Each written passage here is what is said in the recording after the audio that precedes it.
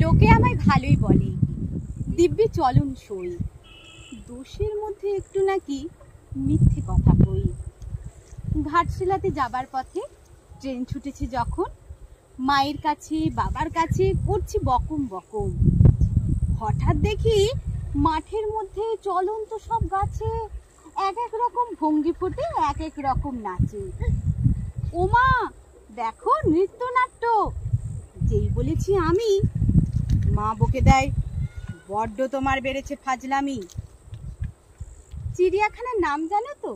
আমার সেজু মেশর আদর করে দেখিয়েছিলেন পশুরাজের কেশর। কদিন ধরে চুন খসানো দেয়াল জুড়ে একই ঠিক অবিকল সেই রকমই মূর্তি যেন দেখি। ক্লাসের মধ্যে যেই বলেছি সুরঞ্জনার কাছে, জানিস আমার ঘরের মধ্যে সিংহ বাঁধা আছে, শুনতে পেয়ে দিদিমণি অমনি বলেন, শোনো এসব কথা আবার যেন না শুনি কখনো। বলি না তাই সেসব কথা, সামলে থাকি খুব। কিন্তু সেদিন হয়েছে কি এমনি বেয়াকুব, আকাশ পাড়ে আবারও চোখ গিয়েছে আটকে। শরৎ মেঘে দেখতে পেলাম রবীন্দ্রনাথকে।